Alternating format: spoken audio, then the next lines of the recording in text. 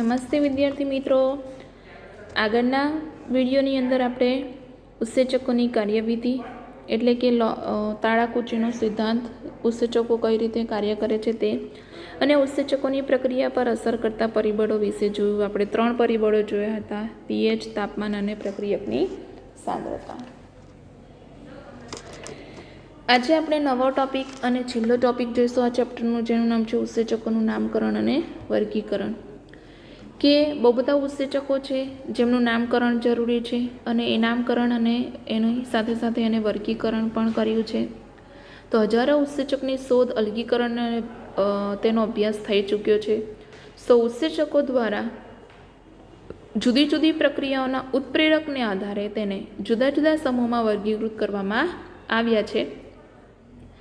જુદા જુદા ઉત્સેચકોને 6 વર્ગોમાં વર્ગીકૃત કર્યા છે અને પ્રત્યેક વર્ગને 4 થી 13 ઉપવર્ગમાં વર્ગીકૃત કર્યા છે, જેમનું નામકરણ 4 અક્ષરીય સંખ્યા પર આધારિત છે.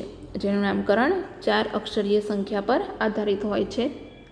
તેમાં પહેલો ઉત્સેચક છે ઓક્સિડોરિડક્ટેસીસ અથવા તો ડિહાઇડ્રોજિનેઝ ઉત્સેચક. પહેલો ઉત્સેચક કયો છે? ઓક્સિડોરિડક્ટેસીસ અથવા તો ડિહાઇડ્રોજિનેઝ ઉત્સેચક.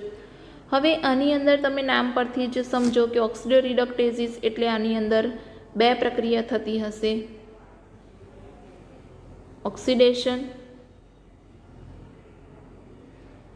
અને રિડક્શન. બંને પ્રક્રિયા થતી હશે, બરાબર. તો ઉત્સેચક કે જે 2 પ્રક્રિયકો S અને S' વચ્ચે ઓક્સિડો રિડક્શનની ને ઉત્પ્રેરિત કરે છે, જેમ કે S એટલે રિડ્યુસ, S' એટલે ઓક્સિડાઇઝ. એટલે શું? તો કે આ જે S છે એટલે કે પ્રક્રિયક છે, એ પ્રક્રિયકનું શું થશે? રિડક્શન. અને આ જે S છે એ પણ પ્રક્રિયક જ છે, એનું શું થશે? ઓક્સિડેશન. તો ધીમે ધીમે શું થઈ જશે? બંને ઘટના એક સાથે થશે અને નિપજની અંદર આપણને મળશે S ઓક્સિડાઇઝ અને S' રિડ્યુસ. તો સમજ પડી શું કહેવા માગે છે? બરાબર સમજી લેજો.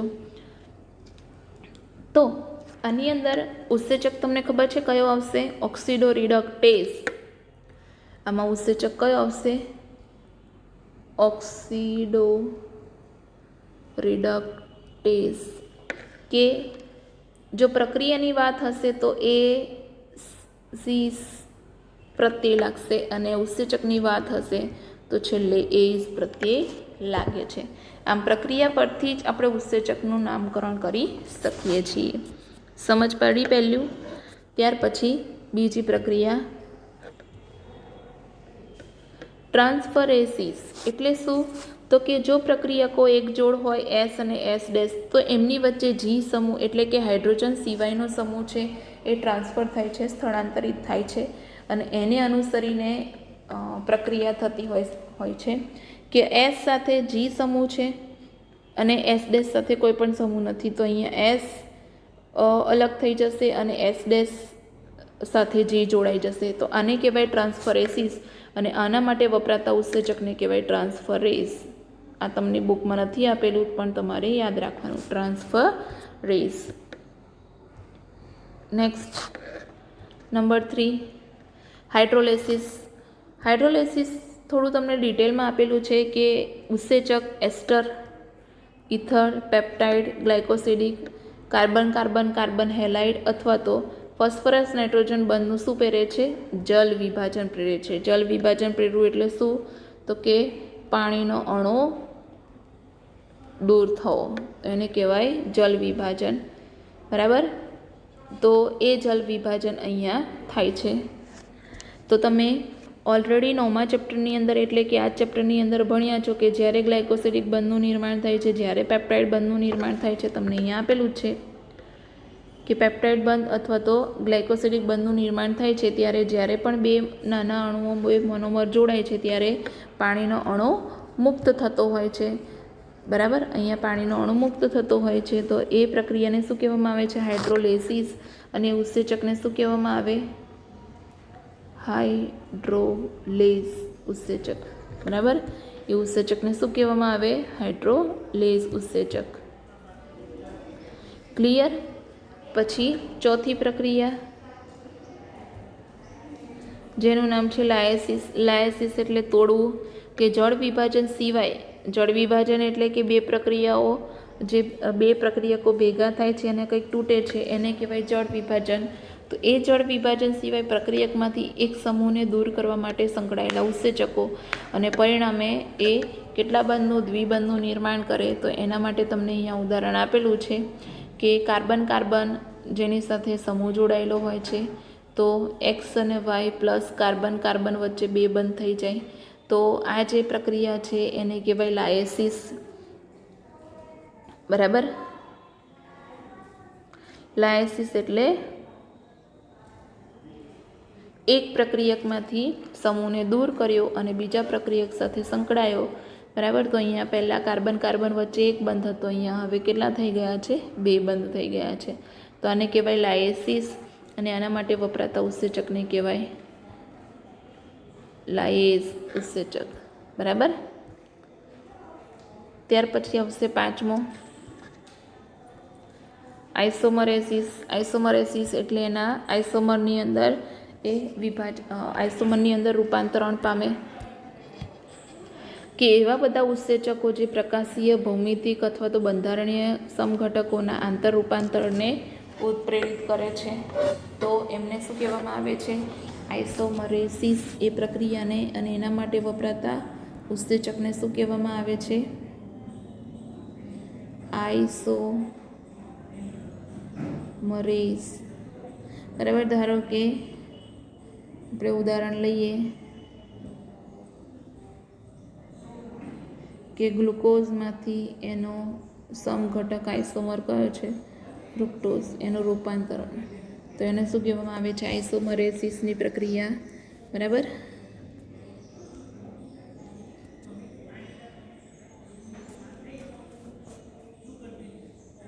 ત્યાર પછી આવશે છઠ્ઠો વર્ગ લિગેસિસ. લિગેસિસની અંદર બે રસાયણો પરસ્પર જોડાય છે અને તેને ઉત્પ્રેરિત કરે છે. ઉદાહરણ તરીકે કાર્બન ઓક્સિજન,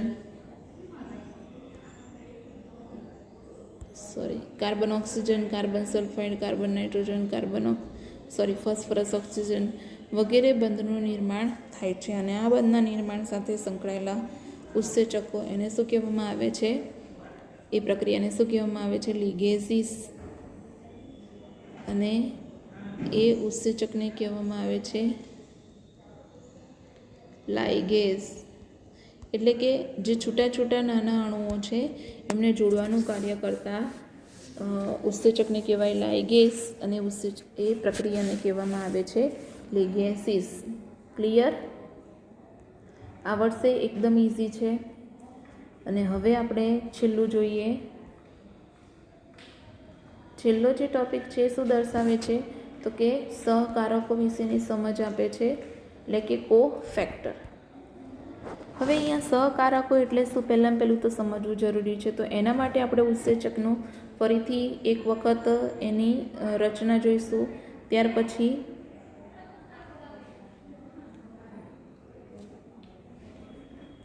ઉત્સેચક જે છે એ ઉત્સેચક વિશે આપણે પહેલાં જોઈશું ને ત્યાર પછી સહકારકો વિશે સમજીશું. કે જેવી રીતે ઉત્સેચક વગર જે પ્રક્રિયાનો દર છે એના કરતાં વધારે ઉત્સેચકની હાજરીમાં પ્રક્રિયાનો દર વધે છે. તો અહીંયા આપણે સહકારકોની અંદર શું સમજવાનું છે? તો કે કેટલીક વખત ઉત્સેચકો જે છે એ ઉત્સેચકો અમુક તત્વ, અમુક ધાતુ એની હાજરીમાં પ્રક્રિયાનો વેગ વધારી શકે છે, ધાતુ એની ગેરહાજરીમાં પ્રક્રિયાનો વેગ વધારી શકતા નથી. તો એવું કહેવાય ને કે આપણને કરંટ લાગે તો આપણે અચાનક જ આપણને ખબર પડી જાય છે કે આપણને કરંટ લાગ્યો, રાઈટ? સક્રિય થઈ જઈએ. તો એવી જ રીતે જ્યારે પણ માધ્યમની અંદર કોઈ ધાતુ આયન આવશે અને ઉત્સેચક સાથે જોડાશે ત્યારે ઉત્સેચક પ્રક્રિયાના વેગમાં વધારે પડતો વધારો કરે છે. તો ઉત્સેચક જે છે એક પ્રકારના સહકારકો છે. કેવી રીતે એ જોઈએ. ઉત્સેચક એક અથવા તો અનેક પોલીપેપ્ટાઇડ શૃંખલાઓના જોડાવાથી બને છે. તમને બધાને ખબર છે કે ઉત્સેચક એક અથવા અનેક પોલીપેપ્ટાઇડ શૃંખલાઓના જોડાવાથી બને છે. કેમ એવું? કેમ કે ઉત્સેચકો શું છે? એક પ્રકારના પ્રોટીન, અને પ્રોટીન એકબીજા સાથે શું જોડાઈને બને? પોલીપેપ્ટાઇડ શૃંખલા. છતાં પણ કેટલીક પરિસ્થિતિમાં બિન પ્રોટીન ઘટક, જેને શું કહેવામાં આવે છે, સહકારક, જે ઉત્સેચક સાથે જોડાઈને તેને સક્રિય બનાવે છે, કે જ્યારે પણ બિન પ્રોટીન ઘટક જે છે જેને સહકારક કહેવામાં આવે છે એ ઉત્સેચક સાથે જોડાઈ અને સક્રિય બને છે. ઉદાહરણમાં ઉત્સેચકના માત્ર પ્રોટીનવાળા ભાગને કહેવામાં આવે છે એપોએન્ઝાઇમ. બરાબર. તો અહીંયા યાદ રાખવાનું કે ઉત્સેચક એક કરતાં વધારે પોલીપેપ્ટાઇડ શૃંખલાથી બને છે. બરાબર. પણ ઉત્સેચક સાથે જો બિન પ્રોટીન ઘટક હોય તો એને કહેવાય સહકારક, અને પ્રોટીનવાળો ભાગ હોય તો એને કહેવાય એપોએન્ઝાઇમ. સહકારક જે છે એ ત્રણ પ્રકારના હોય છે. પહેલું પ્રોસ્ટેટિક સમૂહ, બીજું સહ ઉત્સેચક, અને ત્રીજું ધાતુ આયન. તો એ ત્રણ વિશે આપણે હવે અભ્યાસ કરીશું. પ્રોસ્ટેટિક સમૂહ શું છે? કાર્બનિક રસાયણો છે. પ્રોસ્ટેટિક સમૂહ શું છે? કાર્બનિક રસાયણો, અને તે અન્ય સહકારકોથી સ્વરૂપમાં જુદા જુદા હોય છે. કે બીજા બધા સહકારકથી સ્વરૂપમાં કેવા હોય છે? જુદા જુદા. તે એપોએન્ઝાઇમ સાથે પ્રબળ બંધથી જોડાય છે. કે આ પ્રોસ્ટેટિક સમૂહ જે કાર્બનિક રસાયણો છે તે અન્ય સહકારકોથી સ્વરૂપમાં જુદા હોય છે, પરંતુ તે એપોએન્ઝાઇમ સાથે પ્રબળ બંધથી જોડાયેલા હોય છે. ઉદાહરણ તરીકે ઉત્સેચક પેરોક્સિડેઝ અને કેટાલેઝ જે હાઇડ્રોજન પેરોક્સાઇડને ઓક્સિજન અને પાણીમાં વિખંડન કરે છે, તેમાં હિમ પ્રોસ્ટેટિક સમૂહ છે, જે ઉત્સેચકનો સક્રિયતા માટેનો એક ભાગ હોય છે. અહીંયા તમને એક ઉદાહરણ આપેલું છે કે પેરોક્સિડેઝ અને કેટાલેઝ જે ઉત્સેચક છે એ ઉત્સેચક હાઇડ્રોજન પેરોક્સાઇડને ઓક્સિજન અને પાણીમાં વિભાજિત કરે છે. હાઇડ્રોજન પેરોક્સાઇડ જે છે H2O2 જે છે એમને ઓક્સિજન અને પાણીમાં વિખંડન કરે છે, અને તેમાં શું આવેલું હોય છે? હિમ પ્રોસ્ટેટિક સમૂહ, જે ઉત્સેચકની સક્રિયતા માટેનો એક ભાગ છે. કે હિમ પ્રોસ્ટેટિક સમૂહ જો અહીંયા ઉત્સેચક સાથે આપેલું ના હોય તો હાઇડ્રોજન પેરોક્સાઇડ ઓક્સિજન અને પાણીમાં વિખંડન જલ્દી થતું નથી. તો આ એનું મહત્ત્વ છે કે પ્રોસ્ટેટિક સમૂહ ખરેખર શું કાર્ય કરે છે? એક પ્રકારના રસાયણો છે જે સહકારકોથી એપોએન્ઝાઇમ સાથે, જે પ્રોટીનવાળો ભાગ છે ઉત્સેચકનો, એની સાથે જોડાયેલા હોય છે, અને પેરોક્સાઇડને ઓક્સિજન અને પાણીમાં વિખંડન કરે છે ઉત્સેચકની હાજરીમાં. અને હિમ પ્રોસ્ટેટિક સમૂહ જે છે એ ઉત્સેચકની સક્રિયતા માટેનો એક ભાગ બને છે. ત્યાર પછી સહઉત્સેચક. અહીંયા તમને પ્રોસ્ટેટિક સમૂહ એ કાર્બનિક રસાયણો છે એવું આપેલું છે. ત્યાર પછી સહઉત્સેચક પણ કાર્બનિક રસાયણો છે, પરંતુ તેનું એપોએન્ઝાઇમ સાથેનું જોડાણ કેવું હોય છે? ક્ષણિક હોય છે, જે સામાન્ય ઉત્પ્રેરણ દરમિયાન બને છે. કે સહઉત્સેચકો એ કાર્બનિક રસાયણો છે કોની જેમ? પ્રોસ્ટેટિક સમૂહની જેમ, પરંતુ અહીંયા એપોએન્ઝાઇમ જે છે એ એપોએન્ઝાઇમ સાથેનું જોડાણ એમનું ક્ષણિક હોય છે. એપોએન્ઝાઇમ શું છે? તો તમને બધાને ખબર છે કે પ્રોટીનવાળો ભાગ છે ઉત્સેચકનો, એને કહેવાય એપોએન્ઝાઇમ. તો સહઉત્સેચક વિવિધ ઉત્સેચકીય ઉત્પ્રેરિત પ્રક્રિયાઓમાં સહકારક તરીકે કાર્ય કરે છે. અનેક સહઉત્સેચકનું મુખ્ય રાસાયણિક ઘટક વિટામિન હોય છે.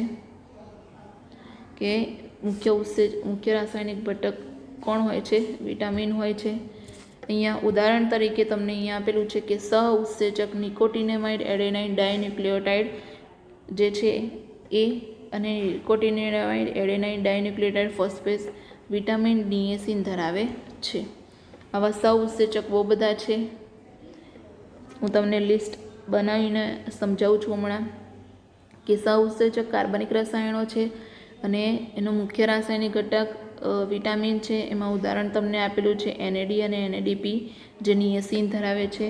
કયું વિટામિન ધરાવે છે? નિએસિન ધરાવે છે, જે શું છે? સહઉત્સેચક. બીજું કે ઘણા ઉત્સેચકોની સક્રિયતા એ ધાતુ આયનની આવશ્યકતામાં રહેલી છે. કે સક્રિય સ્થાન પર, કે જ્યાં ઉત્સેચક સાથે પ્રક્રિયાથી જોડાય છે ત્યાં સક્રિય સ્થાન પર પાર્શ્વીય શૃંખલા સાથે સહસંયોજક બંધ બનાવે છે, સમન્વય બંધ બનાવે છે, જે એક જ સમયે કે એક કરતાં વધુ સમન્વય બંધ વડે પ્રક્રિયક સાથે જોડાયેલા હોય છે. અહીંયા તમને ઉદાહરણ આપેલું છે કે ઉદાહરણ તરીકે પ્રોટીયોલાઇટિક ઉત્સેચક કાર્બોક્સીપેપ્ટિડેઝ સાથે ઝિંક એક સહકારક સ્વરૂપે જોડાયેલું હોય છે. આ પ્રોટીયોલાઇટિક ઉત્સેચક જે છે એ શું કરે છે? પ્રોટીનનું પાચન પ્રોટીનનું પાચન કરતો ઉત્સેચક જેને કહેવાય પ્રોટીયોલાઇટિક ઉત્સેચક, જે આપણા આંતરડામાં આવેલો હોય છે જેને કહેવાય કાર્બોક્સીપેપ્ટિડેઝ, જે આપણા શરીરમાં રહેલા આપણા ખોરાકમાં રહેલા પ્રોટીનનું પાચન કરે છે. તમે 16મા ચેપ્ટરમાં ભણશો. તો એ કાર્બોક્સીપેપ્ટાઇડેઝ સાથે જો ઝીંક, આ જે ઝીંક છે એ જોડાઈ જાય તો એની જે કાર્ય કરવાની ક્ષમતા છે એ વધી જાય છે. બરાબર.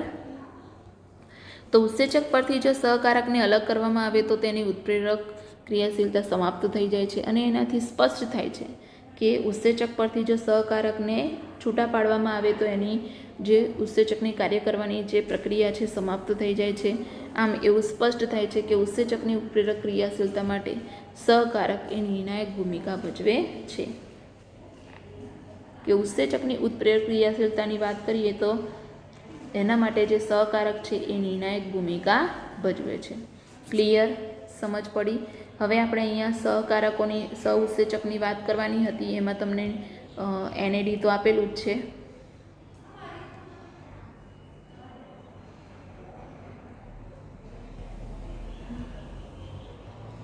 બીજા બધા લિસ્ટ હું તમને આપું. પહેલું તમને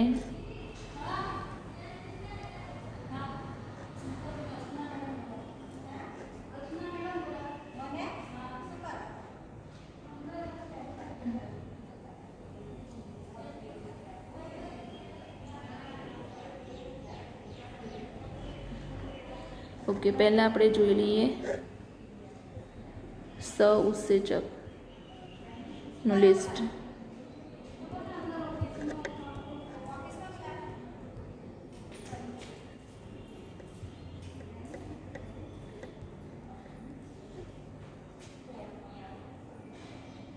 યસ, સહઉત્સેચક વિશે આપણે જોઈએ. પહેલાં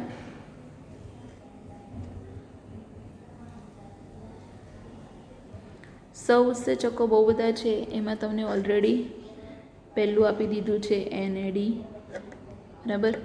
બીજું છે NADP. ફૂલ ફોર્મ યાદ રાખવાનું છે. નિકોટિનેમાઇડ એડેનાઇન ડાઇન્યુક્લિયોટાઇડ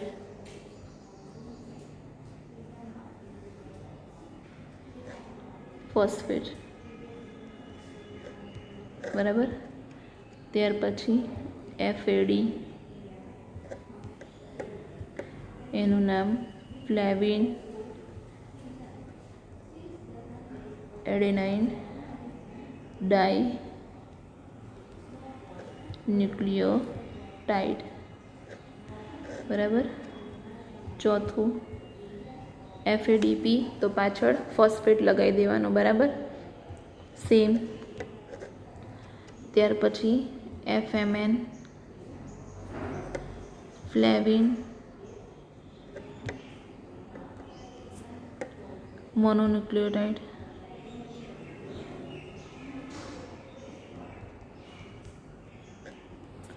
ઓકે. સો આ પણ તમારે જોડે જોડે યાદ રાખવાનું, આ લિસ્ટ પણ. તો આની સાથે આપણા આ ઉત્સેચકો ની ચર્ચા સાથે આપણું આ જે ચેપ્ટર છે અહીંયા પૂર્ણ થાય છે. આપણે આજે ઉત્સેચકનું નામકરણ અને વર્ગીકરણ જોયું. આઈ હોપ કે તમને સમજ પડી હશે. અને અહીંયા આપણું 9મું ચેપ્ટર પૂર્ણ થાય છે. આના પછી તમારે જે ટેસ્ટની PDF મોકલવામાં આવે એ ટેસ્ટ ઓનેસ્ટલી ઘરે આપી દેવો. અને આના પછી આપણે 9મું ચેપ્ટર સ્ટાર્ટ કરીશું. તો 9મું ચેપ્ટર કોલેજમાં પણ થોડું ઘણું ઇમ્પોર્ટન્ટ છે. બરાબર. એટલે 9મા ચેપ્ટર જે જૈવ અણુઓ છે એ જૈવ અણુઓ વ્યવસ્થિત સમજજો તો તમને ફ્યુચરમાં તકલીફ નહીં પડે. બરાબર. નોટ નેસેસરી કે અણુઓ છે એટલા માટે આપણે સમજવાના નહીં. આ ચેપ્ટર ખૂબ જ ઇમ્પોર્ટન્ટ છે. તમને ઇવન 12મા ધોરણની અંદર પણ ખૂબ જ મહત્ત્વનું રહેશે. બરાબર. તો આ સાથે આપણે 9મું ચેપ્ટર અહીંયા પૂર્ણ થાય છે. નેક્સ્ટ વિડીયોની અંદર આપણે 9મું ચેપ્ટર સ્ટાર્ટ કરીશું. Thank you.